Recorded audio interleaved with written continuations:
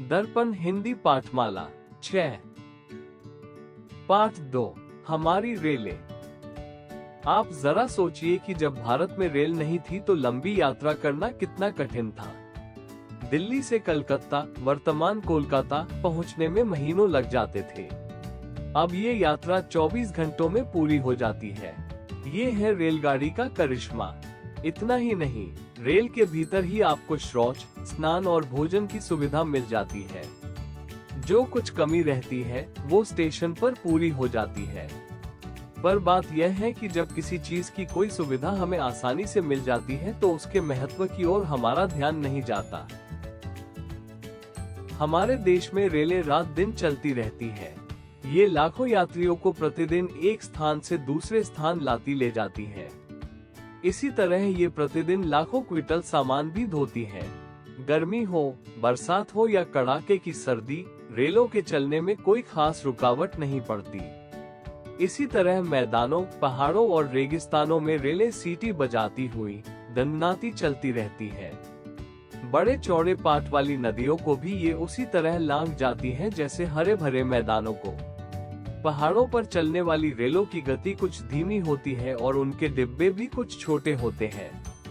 वहाँ छुक छुक करते इंजन के पीछे जब ये डिब्बे मुड़ते बल खाते चलते हैं तो बड़े अच्छे लगते हैं। कालका से शिमला की रेल यात्रा बड़ी रोचक है।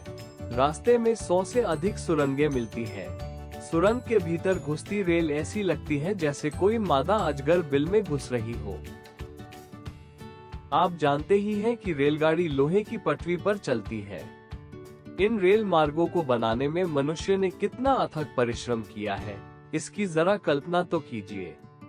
पहाड़ों की ढलानों को खोदकर, कहीं सुरंगें बनाकर तो कहीं पुल बनाकर पटरियां बिछाई गई है।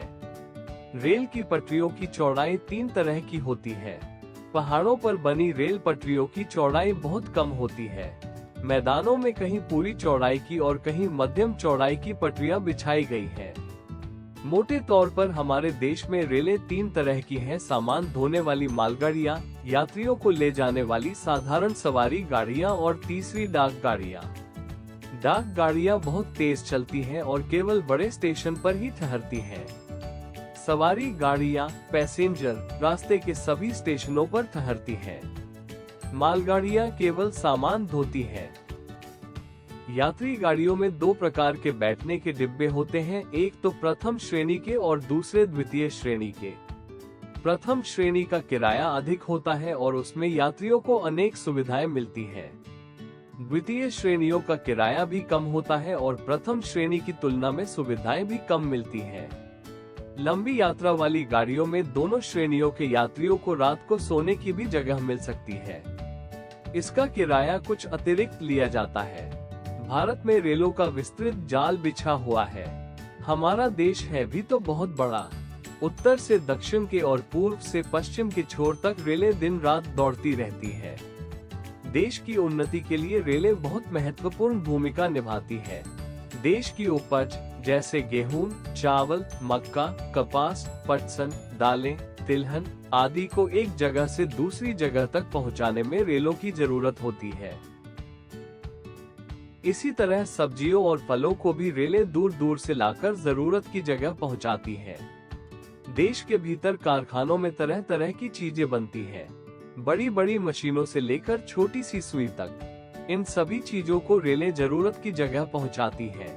हमारे देश का विदेशों के साथ भी बहुत व्यापार होता है।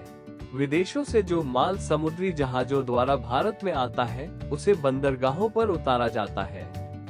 इसी तरह हमारे देश का जो सामान विदेशों को जाता है उसे बंदरगाहों पर से जहाजों पर लादा जाता है। बंदरगाहों से सामान को उठाकर देश के नगरों में पहुंचाना और देश के नगरों से सामान को उठाकर बंदरगाहों तक पहुंचाना रेलों का ही काम है।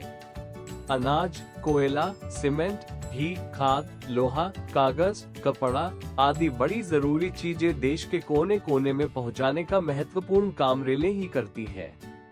इसके अतिरिक्त बसें और ट्रक भी यात्रियों और सामान को ढोते हैं, पर उनका योगदान रेलों की तुलना में बहुत कम है। अंग्रेजी में पटरी को रेल कहते हैं। पटरी रेल पर चलने के कारण ही इसका नाम रेलगाड़ी पड़ा है।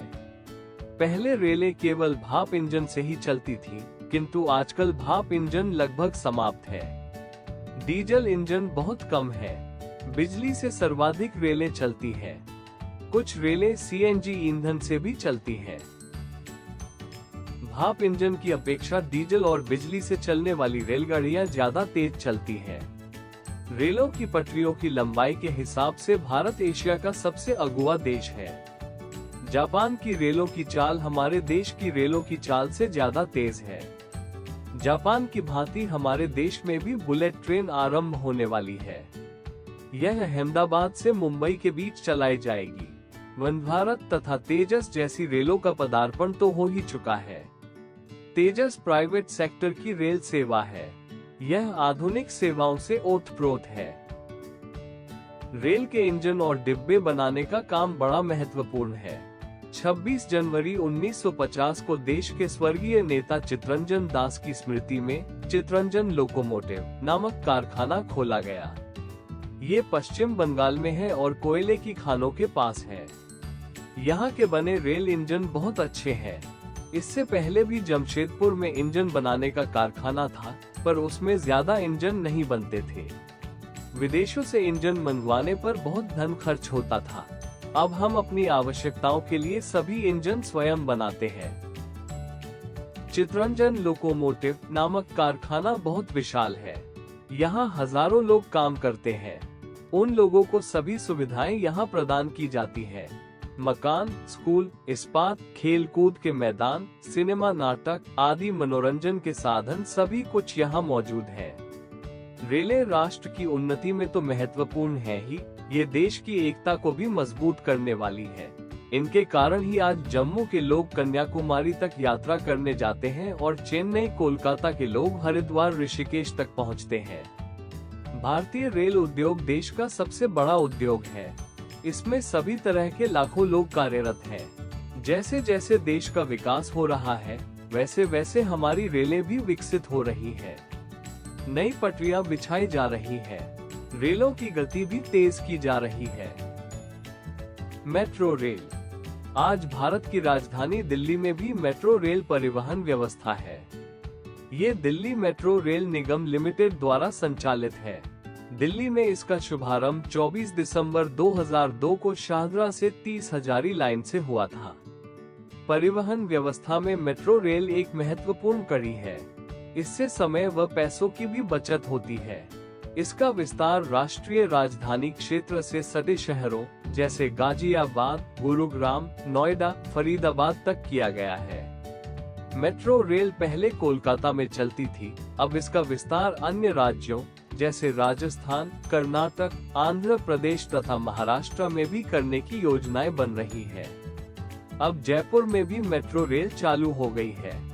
उत्तर प्रदेश के शहरों गाजियाबाद, नोएडा तथा लखनऊ में मेट्रो रेल का शुभारंभ हो चुका है। रेलें हमारी राष्ट्रीय संपत्ति है। इनकी सुरक्षा करना हमारा कर्तव्य है।